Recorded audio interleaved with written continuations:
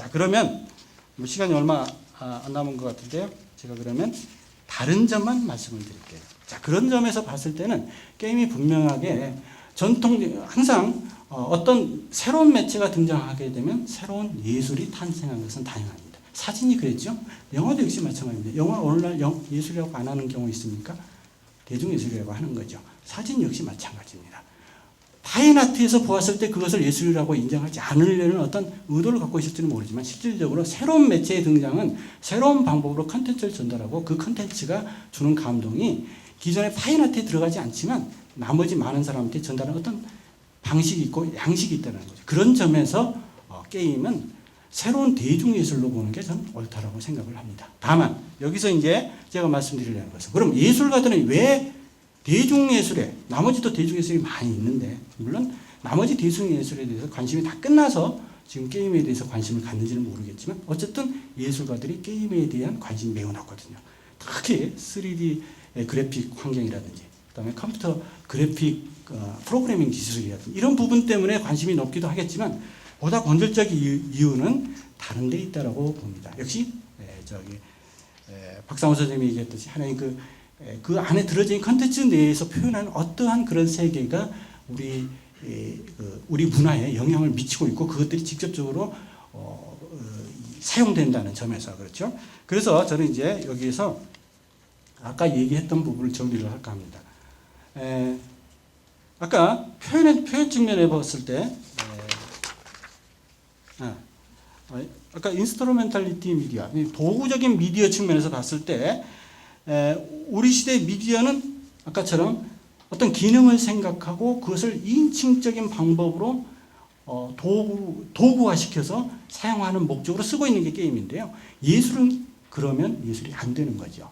예술은 메타포를 담고 있습니다. 항상 모든 예술은 그걸 직접적으로 욕망을 표현하게 되면 욕망 자체로 끝나는 거죠. 그러나 예술은 또 하나의 절차를 통해서 그것을 깨닫게 하고 그것을 보게 합니다. 바로 그런 부분에 있어서 직접적인 기능으로서 이 매체를 사용하게 되면 게임과 같은 형태의 매체를 사용하게 되면 그것은 대중적인 아주 쓸모있는 용도가 분명한 이런 어떤 핸드폰 같은 노트북 같은 이런 용도가 되는 거지만 실제 예술에 있어서는 그것은 메타포로서 실제로 예술은 어떤 쓸모가 있는 건 아니거든요. 어떤 감동을 주는데 그 감동의 형태는 바로 한 번 더 걸치는 메타포를 갖고 있다는 거죠. 그런 점에서 게임과 뉴미디어 예술이 지향하는 것은 다르다는 거죠. 기술은 같음에도 불구하고 같은 기술 그리고 예술가들이 게임에서 표현하고 있는 그런 어떤 기술들을 100% 구현하고 싶은 그런 욕심이 있음에도 불구하고 실질적으로 작품이 이루어지는 걸 보면 그 기술에 1% 갖고도 얼마든지 메타포를 창출할 수 있거든요. 바로 그런 예들은 많이 보여주고 있습니다. 보여주고 있죠. 여기에 들어가는 기술은 매우 간단합니다. 비전 처리를 통해서 영상 처리를 통해서 간단하게 인물을 추출하고 나머지 그 위에 프로그램을 통해서 하늘에서 떨어지는 텍스트 형태를 전달합니다. 아주 간단한 형태예요. 게임에서 이 많은 기술은 극히 일부분에 지나지 않거든요. 자, 그 다음에 시뮬레이터로서 기능을 한번 볼게요. 시뮬레이터는 무엇보다도 현실을 재현하거든요. 현실을 곧바로 재현합니다. 특히 게임에서는 그 현실을 곧바로 재현할수록 더 욕망에 가까울수록 더 재미가 있고 더 좋거든요. 더 효과가 높고 바로 그런 점에서 예술은 어떻습니까? 만약에 현실을 그대로 재현했다고 보세요. 자, 이미 이런 현실을 재현하는 것은 사진 이후에 예술에서는 하지를 않습니다. 사진의 발명 이후에 예술에 있어서 재현이라는 것은 절대 추궁하지 않는 거죠. 다 버렸던 거죠.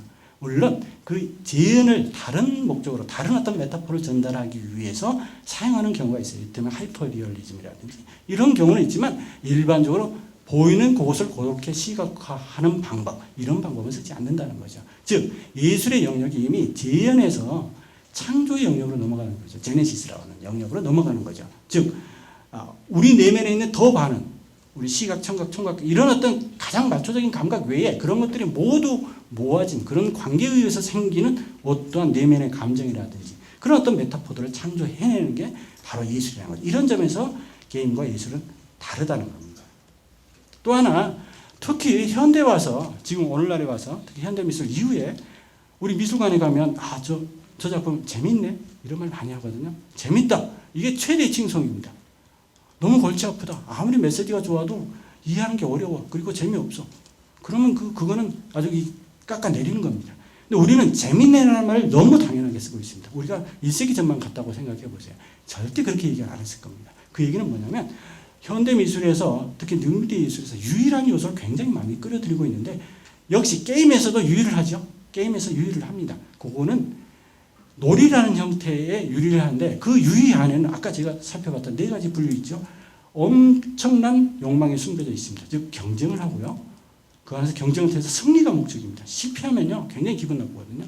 그 다음에 여러 가지 여행 그리고 미미크리 어떤 가상 형태의 나를 대신한 가짜로 살아보는 것 그리고 일링스 그 안에서 어떤 현기증을 느끼고 절묘한 어떤 기분을 느끼는 것 이런 어떤 아주 실질적인 우리 감각의 끝다발을 움직이는 그런 어떤 형태로 존재하는 형태의 유의입니다. 그러나 예술에서는 어떻습니까?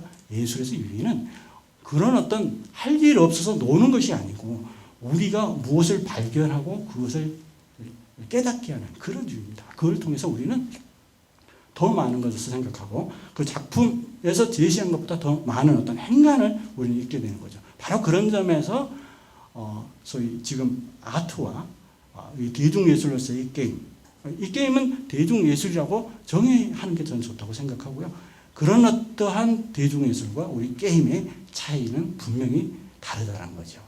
자, 여기까지 하겠습니다.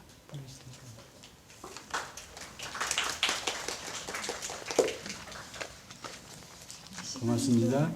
지체되고요. 바로 신고선 선생님